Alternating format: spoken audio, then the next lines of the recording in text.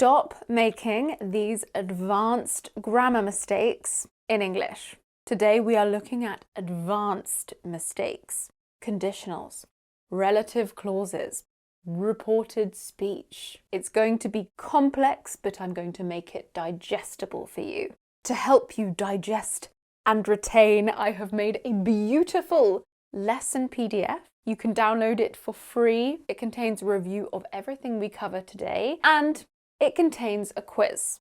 At the end of this video, I'm going to give you an extra common mistake to figure out. The answer is in the PDF.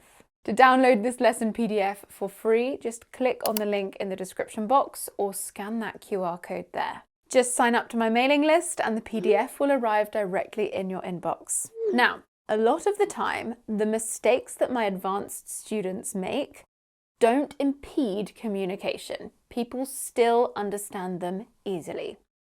Having said that, most of us want to speak correctly if we can. We're proud people. So let's dive into our 7 common mistakes. We will start with conditionals.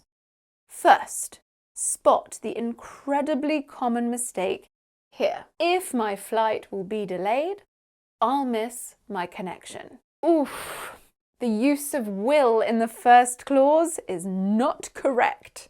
It should be, if my flight is delayed, I'll miss my connection. In first conditionals, the basic structure is if plus present simple, comma, will plus base verb. We don't tend to use if and will in the same clause. That's a good thing to keep in your brain there.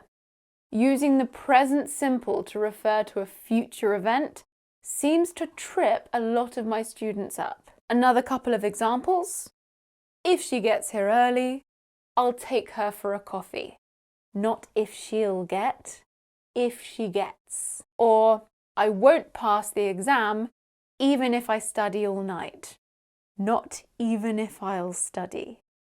Now there are some exceptions to this rule. One is when making polite requests, we sometimes use will in the if clause. If you'll just take a seat, the director will be with you shortly. Now, sticking with conditionals, find and try to correct the mistake here. If I would have known, I would have come sooner. Now, don't worry if you've said that before.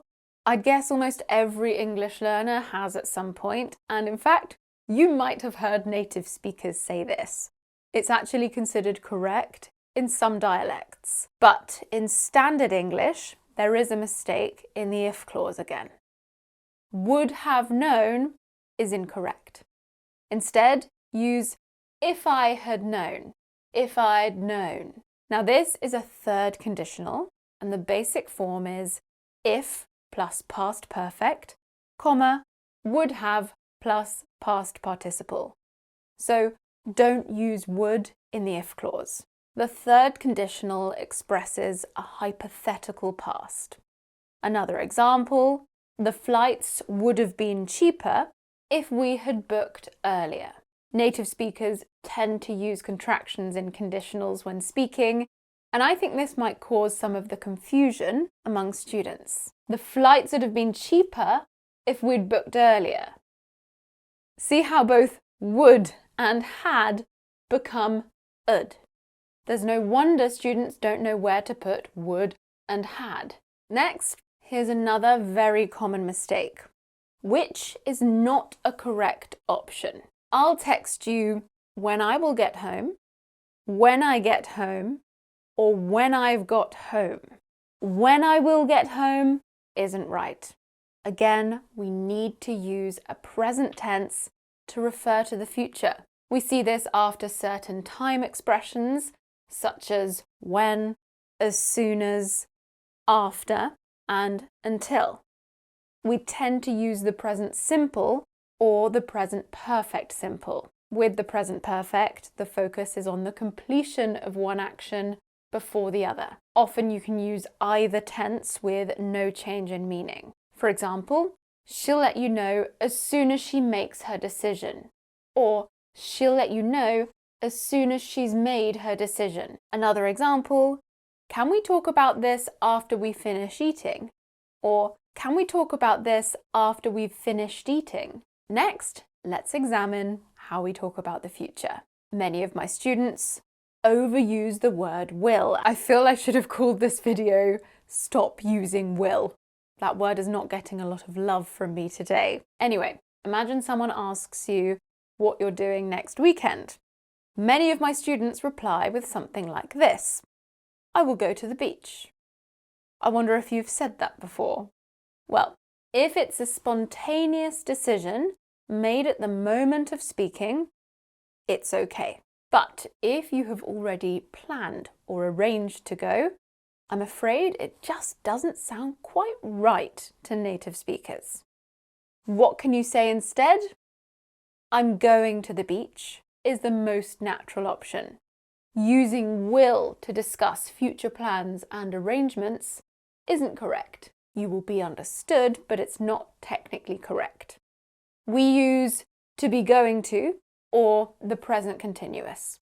Notice that we don't tend to say I'm going to go. We generally reduce it to I'm going.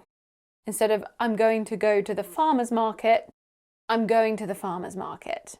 If you already have a plan or arrangement, then this is incorrect. I'll play tennis with Andy at 8 tonight. It should be I'm playing or I'm going to play tennis with Andy at 8 tonight. But what's the difference between be going to and the present continuous, or a plan and an arrangement? The present continuous is used when you've decided to do something and it's fixed or arranged. An arrangement is a plan with a time, place, or agreement attached to it. Other people are involved somehow, whether it's a friend you're meeting or an airline you bought tickets with. Be going to is used when you've decided to do something. You have a plan, but you might not have an arrangement. So sometimes there's very little difference, like in the sentence about playing tennis with Andy. You can use either, though the present continuous might be more natural when you mention a time and another person. There are times when one is more appropriate than the other. Let's say you're planning to collect someone from the airport. You might say, I'm picking Hannah up at 4 tomorrow. Her arrival time is fixed and you've arranged with Hannah to pick her up. Be going to is not wrong, it's just less natural. But look at this. I'm going to look for a new job after Christmas. This is something I've decided to do, but I haven't arranged it with other people. So be going to is more natural. Now, let me be clear. Native speakers often use these interchangeably, so don't worry too much about the distinction. This is just a guide. Just try not to use will when you have a plan or arrangement. Okay, let's focus on reported speech now. How would you complete this sentence? My mum told me she thought it rain next week. Did you say will? I bet a lot of people did, and I'm sorry, but it's not right. Would is a great option, as is going to, depending on what was said in direct speech. We often shift back one tense when reporting what someone says. So in direct speech, we have, I think it will rain next week, said Mum. We can shift think and will back to thought and would. My mum told me she thought it would rain next week. But if next week is still in the future, we don't have to backshift. My mum told me she thinks it will rain next week. The important thing is that the verbs match.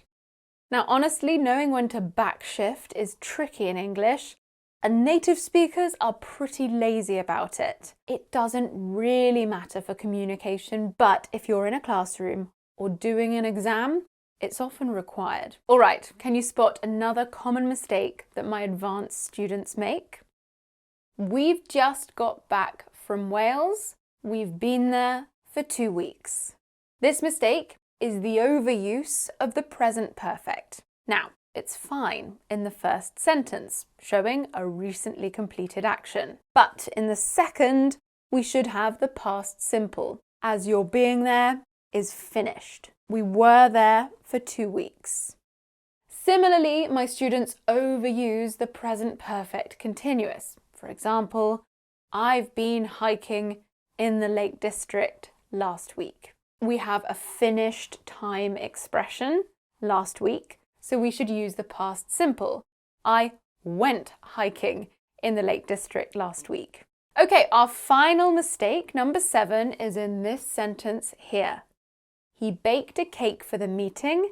That was the highlight of everyone's day. I wonder if you can see it. Was the highlight of everyone's day is extra information, so it's a non-defining relative clause. It is offset from the main clause by a comma, and we can't use that in these types of relative clauses. It should be which. He baked a cake for the meeting, which was the highlight of everyone's day. But you could also split this into 2 sentences. If we want to do that, we have to fix the comma splice. A comma splice is a mistake that happens when we join 2 independent clauses together with just a comma, which isn't possible. There are a variety of ways to fix it, but a full stop is the simplest. He baked a cake for the meeting. Full stop. That, or it, was the highlight of everyone's day. Now, to finish off, I have one final mistake for you to figure out. If you can figure out the mistake, leave a comment below with the correct answer. I've put a full explanation in the PDF that goes with this video. Click on the link in the description to download that, or scan the QR code there. Here is the sentence. You haven't to bring anything to the party. How can you correct that? No clues from me. And with that, we've reached the end of today's video. I can't wait to read your comments on this one. This was pretty advanced. I will see you in the next lesson. Bye!